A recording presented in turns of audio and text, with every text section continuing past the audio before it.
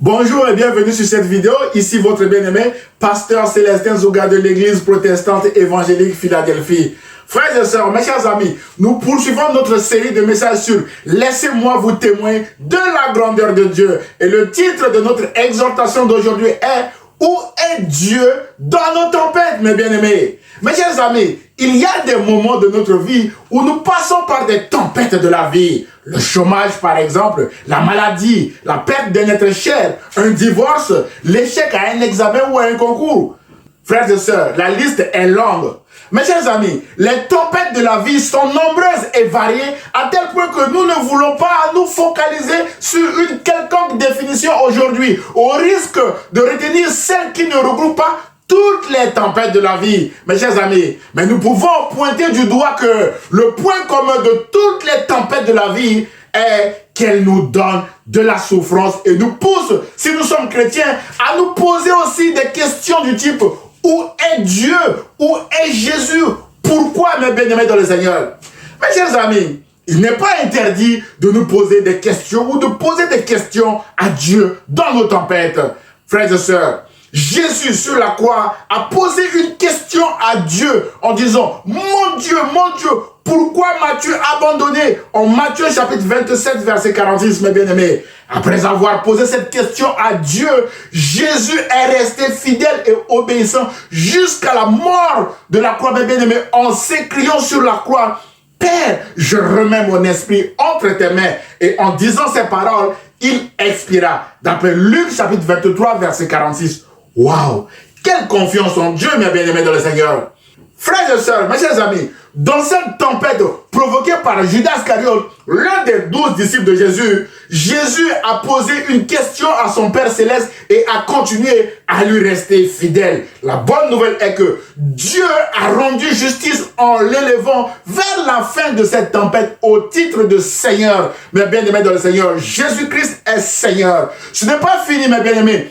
Toujours en récompense de son obéissance dans cette tempête, Jésus reviendra comme roi pour juger le monde. Mes bien-aimés dans le Seigneur, j'ouvre une parenthèse ici pour vous poser la question à vous et à moi.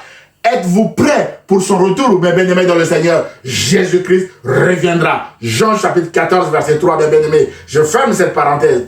Mon frère, ma soeur, peut-être qu'en ce moment, vous êtes en pleine tempête comme moi et vous vous posez aussi la question: où est Dieu dans cette tempête, mes bien-aimés? C'est une bonne question.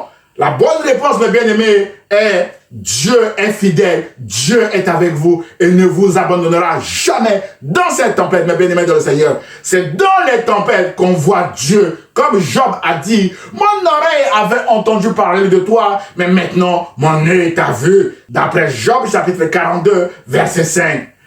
Frères et sœurs, mes chers amis, la mauvaise réponse à notre question d'aujourd'hui, où est Dieu dans nos tempêtes, est de dire que Dieu n'est pas avec nous, au risque de ressembler à Gédéon qui dit à l'ange de l'Éternel: si l'Éternel était avec nous, pourquoi toutes ces choses nous sont-elles arrivées? Si l'Éternel est avec vous, pourquoi vous vivez tout cela? Si l'Éternel est avec moi, pourquoi je traverse toute cette tempête, mes bien-aimés dans le Seigneur? Et Gédéon continue de dire: et où sont ces prodiges que nos pères nous racontent? Mes bien-aimés, d'après Juge chapitre 6, verset 13, autrement dit, Gédéon est en face de l'ange de l'Éternel, c'est-à-dire de Dieu, et Gédéon dit que l'Éternel n'est pas avec lui à cause des tempêtes d'oppression, mais bien aimé, des Madianites contre Israël. Mais l'histoire confirme que Dieu était avec Gédéon et lui a donné la victoire contre les Madianites, mais bien aimé dans le Seigneur. Mes chers amis, Dieu est avec nous dans cette tempête et nous donnera aussi la victoire comme il a donné à Gédéon. Alors, que faire dans cette tempête, mes bien-aimés dans le Seigneur? Mon frère, ma soeur, nous devons tout simplement regarder à Jésus et non aux conséquences dommageables de cette tempête, mes bien-aimés. Ça risque de nous faire peur. Mes chers amis, vous allez me dire, pasteur Célestin, c'est irresponsable de ne pas regarder aux dégâts causés par nos tempêtes afin de trouver rapidement, mes bien-aimés, un abri ou une solution. Mes bien-aimés, c'est un déni de la réalité, pasteur Célestin, de ne pas regarder à ce qui nous fait souffrir. Mes chers amis, nous devons tout simplement regarder à Jésus pour deux raisons principales. La première raison est que seule la parole de Jésus calme les tempêtes, mes bien-aimés dans le Seigneur.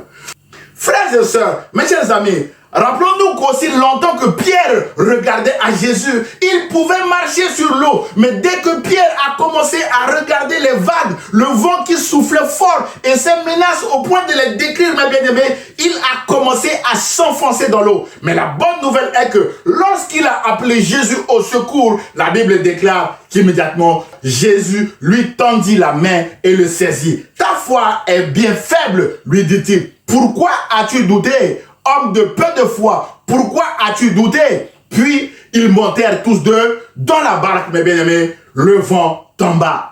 On souligne le vent tomba. D'après Matthieu chapitre 14, verset 22 à 32, mes bien-aimés, qui nous raconte cette histoire.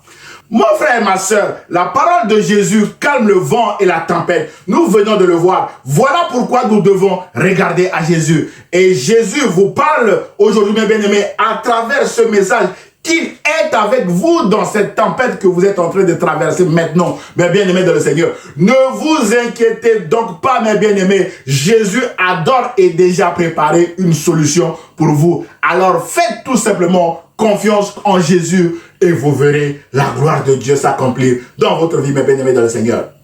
La deuxième raison de regarder à Jésus est que Jésus connaît l'origine de cette tempête et va vous trouver une solution définitive qui remonte à la racine même de votre tempête, à la racine également de ma tempête, mes bien-aimés dans le Seigneur. Frères et sœurs, mes chers amis, dans les moments de tempête, généralement, notre premier réflexe est de consulter un ami, un proche, un membre de notre famille, conjoint ou conjointe, un frère ou une sœur, mes bien-aimés, pour trouver une solution. Tout ça, c'est bien. Mais la question est-ce que cet ami, mes bien-aimés, ou ce proche connaît la racine de cette tempête afin de nous donner une solution définitive? Mes chers amis, vous conviendrez avec moi que pour solutionner un problème, généralement, il faut remonter à la racine. Et les racines de nos tempêtes commencent dans l'invisible avant de s'abattre sur nous. L'auteur de l'Épître aux Hébreux déclare que le monde visible tire son origine de l'invisible, mes bien-aimés. D'après Hébreux chapitre 11, verset 3. Autrement dit, tout ce que nous voyons autour de nous comme conséquences ou dégâts causés par les tempêtes que nous traversons actuellement commence toujours dans l'invisible avant de devenir une réalité dans nos vies. Voilà pourquoi nous devons remonter à la racine de nos tempêtes en ayant les yeux fixés sur Jésus, comme nous le recommande l'auteur de l'Épître aux Hébreux au chapitre 12, verset 2.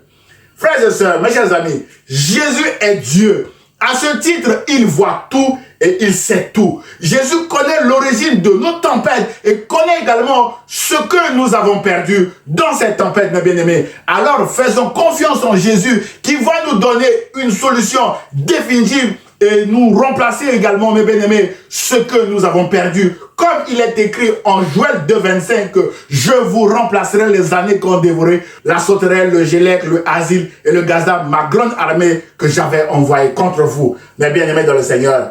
Et notre bonus avec Jésus sera la vie éternelle, mes bien-aimés dans le Seigneur, qui est notre espérance finale.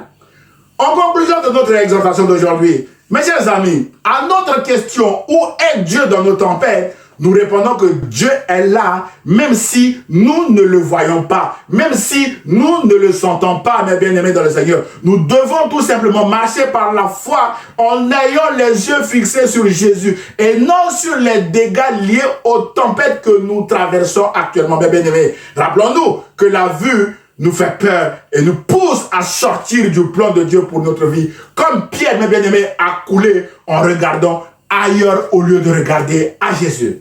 Mes chers amis, quand on sort d'une tempête, on ne veut plus y retourner. Et notre dernière question d'aujourd'hui est comment nous protéger contre les prochaines tempêtes? Voilà l'intérêt de notre exhortation d'aujourd'hui, mes bien-aimés. Jésus a répondu à cette question en déclarant que toute personne qui entend ces paroles que je dis et les met en pratique, je la comparerai à un homme prudent qui a construit sa maison sur le rocher. Mes bien-aimés, la pluie est tombée, les torrents sont venus, les vents ont soufflé et se sont déchaînés contre cette maison. elle ne s'est pas écroulée, mes bien-aimés, parce qu'elle était fondée sur le rocher, mes bien-aimés, et ce rocher est Jésus-Christ. Mais toute personne qui entend ces paroles que je dis, que Jésus dit, et ne les met pas en pratique, ressemblera à un fou qui a construit sa maison sur le sable, déclare Jésus, mes bien-aimés. Et Jésus dit, la pluie est tombée, les torrents sont venus, les vents ont soufflé et se sont abattus sur cette maison. Elle s'est écroulée et sa ruine a été grande. Mes chers amis, voulez-vous être un homme prudent ou une femme prudente? Alors, appliquez les paroles de Jésus. Mes bien-aimés, enfin, la Bible déclare que quand Jésus eut fini de prononcer ces paroles que je viens de prononcer, mes bien-aimés, les foules restèrent frappées par son enseignement, mes bien-aimés.